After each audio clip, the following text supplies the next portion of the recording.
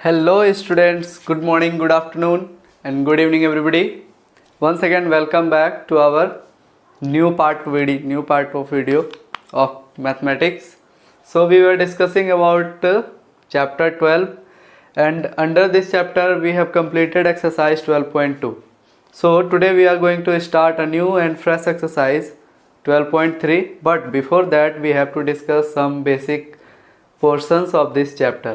तो इससे पहले कि हम लोग आज एक्सरसाइज स्टार्ट करें, हम लोग कुछ बेसिक चीज़ों को समझ लें तो हमारे लिए ज़्यादा अच्छा होगा। ऐसे ये बातें हमने क्लास 9th में सीखी थी, लेकिन पता नहीं किसको याद है नहीं है, तो इसलिए मैं एक बार जो इम्पोर्टेंट चीज़ें हैं उसको फिर से रिपीट कर देता हूँ ताकि आपको आगे समस्या ना हो। ऐसे हम लोग क्लास 9th में बहुत सारा चीज़ सीख चुके थे, लाइक सर्वांगसम का जो गुण है वो सब सीख चुके थे, वृत्त के बारे में भी बहुत सारा चीज़ पढ़े थे। तो उसमें से कुछ चीज़ें जो यहाँ पर हमारे लिए उपयोगी हैं उसको हम लोग आज डिस्कशन करने वाले हैं, ठीक है। तो सबसे पहला चीज़ जो आज हम लोग डिस्कस करेंगे वो है कि अर्धवृत्त में बना कोण हमेशा समकोण होता है, ठीक है। तो अर्धवृत्त आप सभी जानते हैं, ये आपके लिए मैंने फिगर बना रखा है। ये जो सेक्शन आपको नज़र आ रहा है ये अर्धवृत्त है। ये क्या है? अर्धवृत्त। तो इस अर्धवृत्त में ये जो यहाँ पर एंगल बन रहा है, ठीक है, ये एंगल जो है वो कितने का होता है? समकोण का। ये कोण कहीं पर भी बने अर्धवृत्त में वो हमेशा 90 डिग्री का ही होता है, ठीक है। तो अब ऐसा क्यों होता है, नहीं होता है, इसको थोड़ा सा आप समझेंगे। इसके लिए जो चीज़ें उपयोग आएंगी वो सब हमने पहले के क्लासेस में सीख रखा है। तो इसको समझने के लिए मैं यहाँ क्या कर रहा हूँ, इस बिंदु को इस वृत्त के केंद्र से मिला देता हूँ। तो इस प्रकार से आप यहाँ पर देख पाएंगे कि ये जो मैंने लाइन खींचा है ये इस वृत्त का त्रिज्या है। ये लाइन जो है ये इस वृत्त का क्या है? त्रिज्या, क्योंकि इसे मैंने केंद्र से मिलाया। त्रिज्या के बारे में हम लोग सीखे हुए हैं कि केंद्र से वृत्त के परिधि पर स्थित किसी भी बिंदु को मिलाते हैं तो वो दूरी त्रिज्या कहलाती है। इसी तरह से ये दूरी भी त्रिज्या है, ये दूरी भी त्रिज्या है, ठीक है। तो अगर आप इस त्रिभुज को ध्यान से देखो, सिर्फ ये वाले त्रिभुज को, तो इस त्रिभुज में ये भी त्रिज्या है और ये भी त्रिज्या है। इसका मतलब क्या हुआ कि इस त्रिभुज की दो भुजाएं, ये वाली भुजा और ये वाली भुजा आपस में बराबर होगी, क्योंकि दो वृत्त की सभी त्रिज्याएं आपस में समान होती है। ये भी हम लोग सीखे हुए हैं। तो अगर ये भुजा और ये भुजा आपस में बराबर है तो हम लोग त्रिभुज के बारे में सीखे हुए हैं कि बराबर भुजा के सामने का कोण वो आपस में क्या होता है? बराबर होता है। तो इस हिसाब से इसके सामने का जो ये एंगल है और इस भुजा के सामने जो ये एंगल है, ये दोनों ही कोण आपस में क्या होगा? बराबर होगा, ठीक है। तो अगर मान लीजिए कि ये एंगल अगर x है तो ये एंगल भी क्या होगा? x ही होगा। समझ पा रहे होंगे आप आसानी से।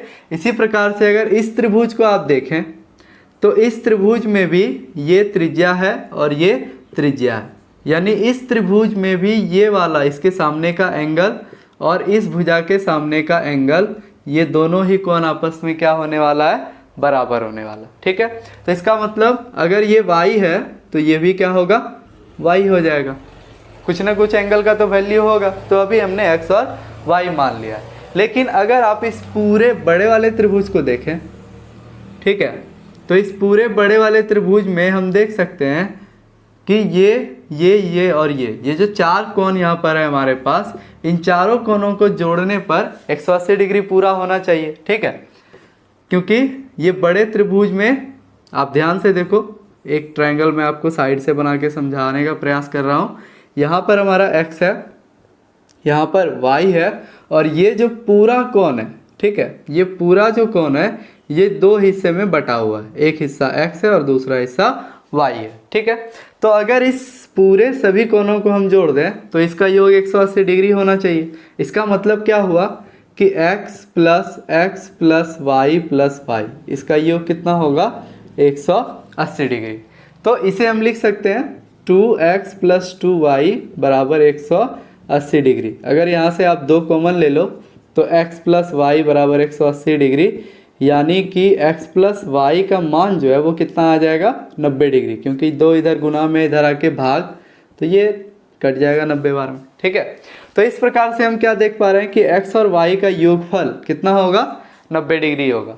और ये जो x और y है ये दोनों को अगर जोड़ दें तो ये एंगल कितने का बनेगा? 90 डिग्री का। इसलिए ये नियम बन गया कि अर्धवृत्त में बना कोण जो है वो हमेशा क्या होता है, समकोण होता है। ठीक है, तो ये बात आपको एक ध्यान में रखनी है। अब ये समकोण त्रिभुज है तो यहाँ पर आपको ट्रिपलेट काम में आएगा जब भी वैल्यू वगैरह आएंगे। ठीक है, राहुल जी ध्यान दीजिएगा, ट्रिपलेट में तो माहिर हैं आप। ठीक है, तो ये आपको यहाँ पर ध्यान में रखना है पहली बात, इसका हम लोग उपयोग भी करेंगे एक्सरसाइजेस में जहाँ पर आएगा।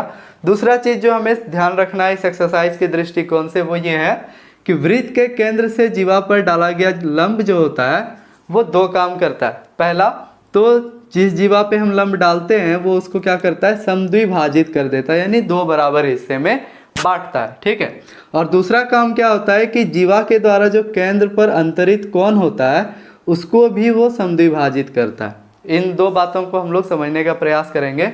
जैसे मान लीजिए यहाँ पर ये एक जीवा है और ये वृत्त का केंद्र, तो इस केंद्र से हमने इस जीवा पर आप देख सकते हैं क्या डाला है, लंब डाला है। ठीक है, तो अब ये लंब जो है वो क्या करेगा, इस जीवा को समद्विभाजित करता है, यानी दो बराबर हिस्से में बांटता है। ठीक है, तो ये सब काम कैसे होता है इसको समझने के लिए हम लोग क्या कर रहे हैं, इस जीवा को केंद्र से मिला देते हैं। ठीक है, तो ये हमने इसे केंद्र से मिला दिया, तो केंद्र से मिलाते ही यहाँ पर एक ये पूरा एंगल बन रहा है। ठीक है, तो ये लंब जो है इस एंगल को भी दो हिस्से में, और वो भी किस प्रकार से, बराबर रूप से। ठीक है, दो बराबर रूप से बांटता है। ठीक है, यानी समद्विभाजित करता है, और इस जीवा को भी ये दो बराबर हिस्सों में बांटता है। तो अगर आप ध्यान से देखो तो ये और ये दोनों इस वृत्त की त्रिज्या है।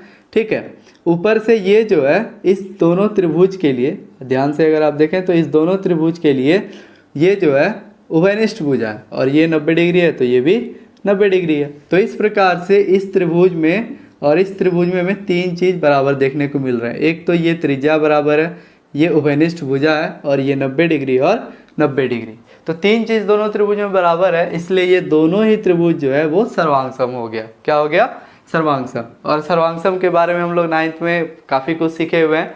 तो सर्वांगसम त्रिभुज की संगत भुजाएं बराबर होती है, तो इस वजह से ये वाला छोटा सा हिस्सा और ये वाला छोटा सा हिस्सा आपस में क्या होगा, बराबर हो जाएगा। तो ये पूरा और ये पूरा हिस्सा बराबर हो गया। इसका मतलब क्या हो गया, हम ये कह सकते हैं कि ये पूरा जीवा जो है वो क्या हुआ, दो बराबर हिस्से में बट गया। ये किसके कारण हुआ, इस लंब के कारण। ठीक है, तो इसलिए वृत्त के जीवा पर डाला गया लंब जीवा को क्या करता है, समद्विभाजित करता है। इसके अलावा क्या हुआ, ये पूरा कोण जो था, जो भी रहा होगा, वो भी अब बराबर हिस्से में बट जाएगा, क्योंकि त्रिभुज के संगत कोण, अगर कोई दो त्रिभुज सर्वांगसम है तो उसके संगत कोण भी आपस में क्या होते हैं, बराबर होते हैं। ये भी हमने सीख रखा। ठीक है, तो इसलिए ये पूरा एंगल और ये पूरा एंगल भी क्या होगा, आपस में बराबर होगा। कहने का मतलब क्या हुआ कि अगर कोई वृत्त है, एक जीवा है, केंद्र है, ठीक है, केंद्र पर अगर 120 डिग्री का एंगल बन रहा है और हमने लंब डाल दिया तो ये 120 डिग्री जो है वो 60 और 60 के रूप में बट जाएगा। ठीक है, तो ये सारी चीज़ें आपको ध्यान में रखनी है। तो आइए इसके साथ ही हम लोग अपना प्रश्नावली स्टार्ट करते हैं। तो आइए शुरुआत करते हैं अपने प्रश्नावली 12.3 की, जिसका पहला प्रश्न कुछ इस प्रकार से है कि इसमें आपको एक वृत्त दिया गया है। ठीक है, वो केंद्र वाला एक वृत्त है जिसमें कि पी क्यू की लंबाई 24 सेंटीमीटर दी गई है, पी आर 7 सेंटीमीटर है, और आपको ये छायांकित भाग जो नज़र आ रहा है, जो शेडेड रीजन है, इसका क्षेत्रफल आपको ज्ञात करने के लिए कहा गया है। ठीक है, तो अभी अभी हमने थोड़ा देर पहले ही सीखा था कि अर्धवृत्त में बना कोई भी कोण जो है वो क्या होता है, समकोण होता है। ठीक है, तो आप ये ध्यान से देखो, तो जो हमारा प्रश्न है वो आधे वृत्त में ही है। आधे वृत्त से तो हमें कोई लेना देना ही नहीं है, इधर वाले पोर्शन से कोई मतलब नहीं है। ठीक है, तो ये प्रश्न हमारा अर्धवृत्त में है। अगर इस अर्धवृत्त में हम ये जो समकोण त्रिभुज बन रहा है यहाँ पर, ठीक है, समकोण त्रिभुज मैं इसलिए कह रहा हूँ क्योंकि अर्धवृत्त में बना हुआ कोण जो होता है वो समकोण होता है, ये हम लोग सीखे हुए हैं। तो इस समकोण त्रिभुज का क्षेत्रफल अगर इस अर्धवृत्त में हम घटा देते हैं तो हमें इस छायांकित हिस्से का जो क्षेत्रफल है वो पता चल जाएगा। ठीक है, लेकिन परेशानी ये है कि हमें इस वृत्त की त्रिज्या मालूम नहीं है, क्योंकि अर्धवृत्त का क्षेत्रफल निकालने के लिए हाफ इंटू वृत्त का क्षेत्रफल। ठीक है, तो उसके लिए हमको त्रिज्या चाहिए जो कि मालूम नहीं है, लेकिन हम ये जान रहे हैं कि ये त्रिभुज समकोण त्रिभुज है। तो 24 7 और ये ट्रिपलेट पता ही है आप लोगों को। तो उसके हेल्प से यहाँ से क्लियर तो हो गया कि ये 25 होना है, लेकिन इसको हम लोग कायदे से निकालेंगे। तो कैसे हम बनाएंगे इसे? तो पहले वही हमने कहा, जो जो दिया था लिख दिया हमने कि PQ 24 है, PR 7 सेंटीमीटर है, तो छायांकित भाग का क्षेत्रफल हमें ज्ञात करना था। तो चूंकि अर्धवृत्त में बना कोण समकोण होता है, इसलिए समकोण त्रिभुज PQR में हमने पाइथागोरस प्रमेय लागू किया और यहाँ से ये जो QR है, जो कि इस वृत्त का व्यास है, उसकी लंबाई हमने निकाल ली 25 सेंटीमीटर। अब चूंकि छायांकित भाग का क्षेत्रफल हमें कैसे मिलेगा? तो अर्धवृत्त के क्षेत्रफल में से हमें क्या करना होगा? इस समकोण त्रिभुज PQR का क्षेत्रफल घटाना होगा। ठीक है, तो इसलिए हम लोग इसे घटा दिया। तो इसका हो गया formula half into pi r square, और समकोण त्रिभुज का क्षेत्रफल half into base into height. तो हमने क्या देखा कि दोनों में हाफ था, इसलिए हाफ हमने कॉमन ले लिया। पाई का वैल्यू 22/7, त्रिज्या, तो चूंकि व्यास 25 सेंटीमीटर है तो त्रिज्या इसका आधा होगा, यानी 25/2 सेंटीमीटर। ठीक है, और यहाँ पे बेस हाइट 7 और 24। अब इसे आगे आप आराम से सरल कर लोगे तो आप अपने वैल्यू तक पहुँच जाएंगे। इतना तो आप कर ही सकते हैं। आइए बढ़ते हैं अब अगले प्रश्न की तरफ। तो अगला प्रश्न बहुत ही आसान है, बहुत ही सिंपल। इसमें आपको ये वाला जो छायांकित हिस्सा है, इसका वैल्यू निकालना है कि इसका क्षेत्रफल क्या होगा। तो अगर इसे आप गौर से देखें तो फिगर कुछ इस प्रकार से है। ठीक है, कुछ इस तरह से, जिसमें कि दो त्रिज्यखंड आपको स्पष्ट रूप से नजर आ रहे होंगे। ये दो त्रिज्यखंड के बीच का सेक्शन है। अगर इसको हम यहाँ केंद्र से देखें, ये केंद्र है हमारा O, यहाँ से देखें तो ये पूरा हमारा एक बड़ा त्रिज्यखंड है। ठीक है, और ये वाला जो सेक्शन है ये हमारा छोटा त्रिज्यखंड है। दोनों ही त्रिज्यखंड एक ही केंद्र से बनाया गया है, जिसका थीटा कितना है? 40 डिग्री। इनकी त्रिज्याएं अलग अलग हमें दी गई है। छोटे वाले का त्रिज्या 7 सेंटीमीटर है और बड़े वाले का 14 सेंटीमीटर है। तो इस बड़े से त्रिज्यखंड में से अगर हम ये छोटा सा त्रिज्यखंड जो है इसको हम घटा देते हैं, घटाने का मतलब ये खत्म। अगर इसे हम घटा देते हैं तो सिर्फ ये छायांकित भाग का क्षेत्रफल हमें मालूम आराम से हो जाएगा। तो वही हमने यहाँ पे किया है। तो O केंद्र वाले दो संकेंद्रीय वृत्त की त्रिज्या दी हुई थी 7 सेंटीमीटर और 14 सेंटीमीटर, और थीटा हमारे पास मालूम था केंद्र पर कितने डिग्री का बन रहा है एंगल? 40 डिग्री का। तो छायांकित भाग का क्षेत्रफल निकालना। तो छायांकित भाग का क्षेत्रफल हमें कैसे मालूम होगा? तो बड़े त्रिज्यखंड के क्षेत्रफल में से छोटे त्रिज्यखंड के क्षेत्रफल को घटाना पड़ेगा। अब चूंकि त्रिज्यखंड का क्षेत्रफल हम जानते हैं होता है θ/360 पाई r स्क्वायर। ठीक है, तो इसलिए θ/360 पाई r स्क्वायर, यहाँ पर ये r बड़ी और छोटी बस अंतर दिखाने के लिए कि ये बड़े त्रिज्यखंड का त्रिज्या और ये छोटे त्रिज्यखंड का त्रिज्या, इसलिए यहाँ पर ये चिन्ह का परिवर्तन आपको नजर आ रहा है। तो हमने उसके बाद क्या देखा कि दोनों ही सूत्र में θ/360 और पाई ये कॉमन है, दोनों के पास है, इसलिए हमने ज़्यादा सरल करने से बचने के लिए कॉमन ले लिया ताकि सिर्फ एक बार ही सरल करना पड़े। इसके बाद इसके पास कॉमन लेने के बाद r स्क्वायर बचा और इसके पास छोटी r स्क्वायर बचा। तो जब हमने इसे गौर से देखा तो हमें पता चला कि ये a square minus B square के सूत्र पर आ रहा है, जिसका फॉर्मूला होता है a plus B into A minus B. तो अपने सॉल्यूशन को और आसान बनाने के लिए इसे हमने एक और स्टेप में तोड़ लिया। अब यहाँ से वैल्यू पुट करके हम इसे आसानी से सरल कर सकते हैं। ठीक है, इसको आप सरल करोगे तुरंत ही आप अपने रिजल्ट तक पहुँच जाएंगे। तो आइए अब देखते हैं आगे के प्रश्न। तो अगला प्रश्न हमारा है 3 नंबर, जिसमें कि हमें एक वर्ग दिया गया जिसका भुजा 14 सेंटीमीटर है, और इस वर्ग में आप ध्यान से देखें एक अर्धवृत्त इस तरफ से, ठीक है, और एक अर्धवृत्त इस तरफ से इसमें काटा गया है, और इस प्रकार से हमें ये छायांकित भाग का क्षेत्रफल बताना है।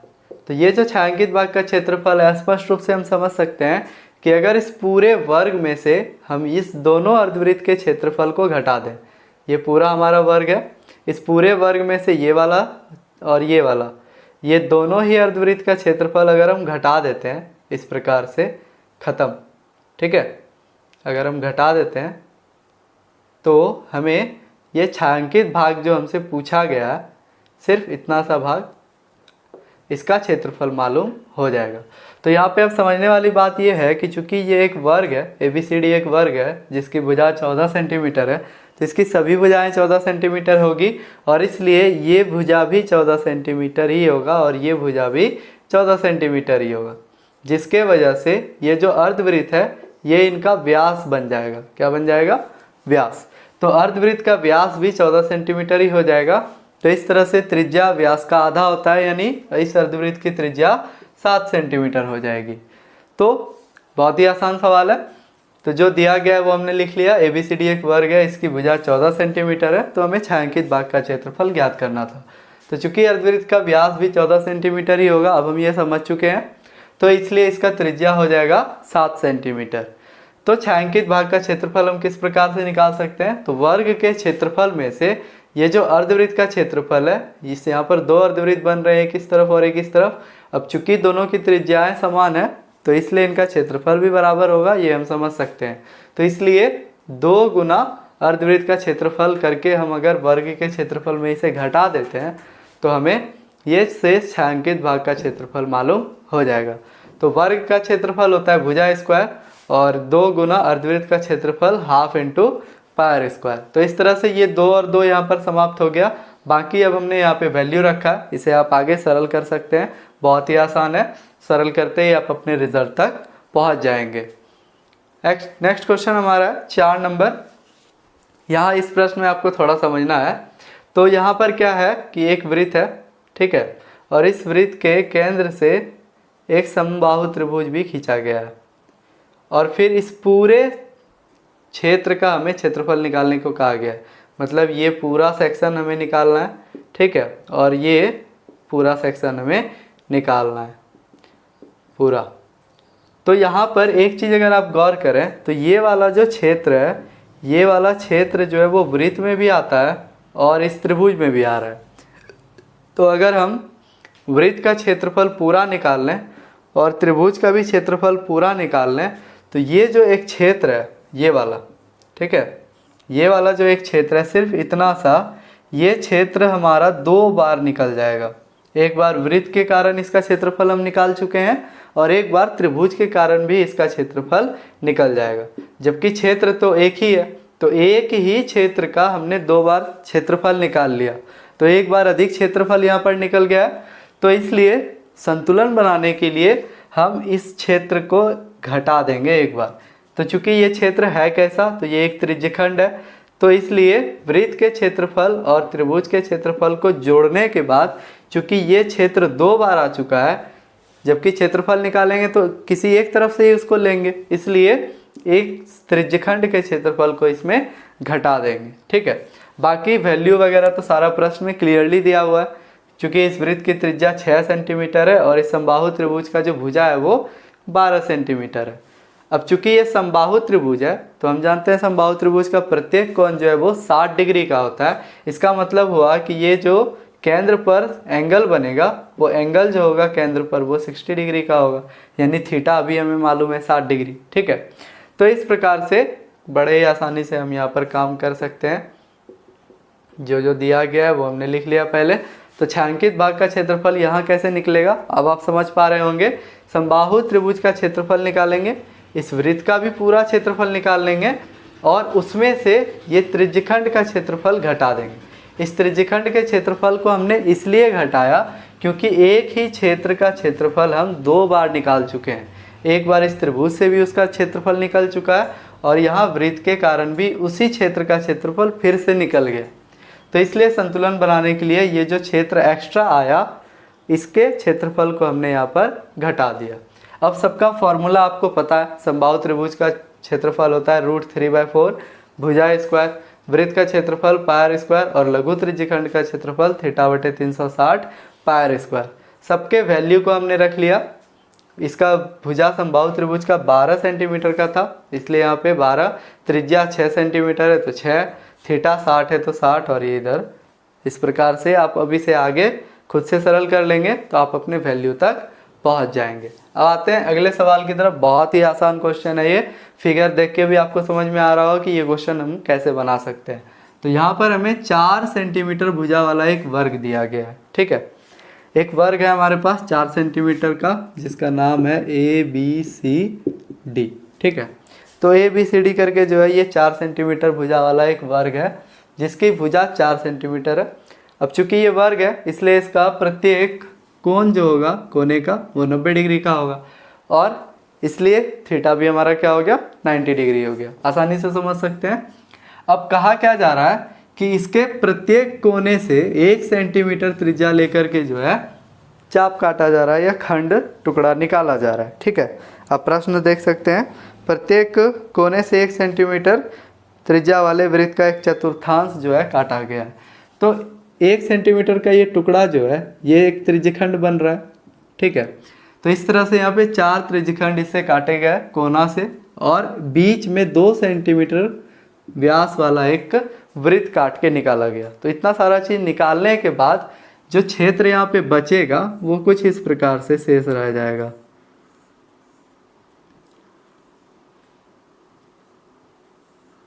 तो ये जो शेष क्षेत्र है ये इसी शेष क्षेत्र का हमें क्षेत्रफल निकालने के लिए कहा जा रहा है। तो ये जो शेष क्षेत्र है इसे हम कैसे निकाल सकते हैं? तो पूरे वर्ग में से ये कोना वाले सभी चतुर्थांश का क्षेत्रफल घटा देंगे और उस वृत्त का जो कि बीच में उस वृत्त का भी क्षेत्रफल उससे क्या करेंगे घटा देंगे। तो ऐसा करने पे जो है हमें वो शेष क्षेत्र का क्षेत्रफल ज्ञात हो जाएगा। ठीक है, तो जो चीज़ें मालूम है वो हम लिख लेते हैं पहले। वर्ग की भुजा 4 सेंटीमीटर है, थीटा 90 डिग्री है। प्रत्येक त्रिज्यखंड का जो कोने से काटा गया है उसकी त्रिज्या 1 सेंटीमीटर है और वृत्त का व्यास 2 सेंटीमीटर है, इसलिए वृत्त की त्रिज्या जो है वो भी 1 सेंटीमीटर ही हो जाएगा। 2 का जब आधा करेंगे तो इस प्रकार से छायांकित भाग का क्षेत्रफल हमें निकालना है। तो चूंकि छायांकित भाग का क्षेत्रफल हम कैसे निकाल सकते हैं? तो वर्ग के क्षेत्रफल में से वृत्त के क्षेत्रफल को घटाएंगे और फिर 4 गुना लघु त्रिज्यखंड के क्षेत्रफल को भी घटा देंगे। ठीक है, तो अब सबका फॉर्मूला रखना है। वर्ग का क्षेत्रफल भुजा स्क्वायर वृत्त का क्षेत्रफल पाई आर स्क्वायर 4 गुना लघु त्रिज्यखंड का क्षेत्रफल थीटा बटे 360 पाई आर स्क्वायर। आराम से सबका मान रख लेंगे अब यहाँ पर। तो इस वर्ग का भुजा 4 सेंटीमीटर था रख लिया हमने, पाई का मान 22/7, त्रिज्या 1 सेंटीमीटर था रख लिया यहाँ पर ये। अब इसे आप आसानी से सरल कर सकते हो, बहुत ही इजी सॉल्यूशन है। ठीक है, तो जैसे ही आप इसको आगे अब सॉल्व करेंगे तो आप अपने रिजल्ट तक पहुँच जाएंगे। तो उम्मीद करता हूँ कि आपको ये सारे प्रश्न अच्छे से समझ में आए होंगे और अगर किसी को कहीं भी कोई दिक्कत है तो आप पूछ सकते हैं। आपको पता है कहाँ पूछना है नहीं पूछना है। ठीक है, तो आज के लिए इतना ही, फिर मिलते हैं अगले वीडियो में। तब तक के लिए धन्यवाद। अच्छे से तैयारी करें, मेहनत करें और अभी जो छुट्टी मिला है आप लोगों को इस समय का अच्छे से उपयोग करें। मस्ती भी कीजिए लेकिन पढ़ाई कम नहीं होनी चाहिए, क्योंकि क्लास जैसे ही खुलेगा तो फिर हमारा जो क्लास का शेड्यूल है वो अपने से एडजस्ट करके जो है फिर टाइम हम लोग लेंगे और सिलेबस जो है अब कोशिश किया जाएगा कि जो पीछे पड़ रहा है उसे हम कंप्लीट कर सकें। तो अच्छे से तैयारी करें और इस समय का उपयोग करें। जितनी पढ़ाई हो चुकी है उसे आप जितना हो सकता है रिवीजन लें, उसे कंप्लीट करें, ताकि जब आप आगे क्लास खुले और क्लास आओ तो नई चीज़ों को सीखने के बाद आपको पुराने चीज़ों को रिवीजन करने में या उसे ध्यान रखने में ज़्यादा परेशानी ना हो। तब तक के लिए धन्यवाद।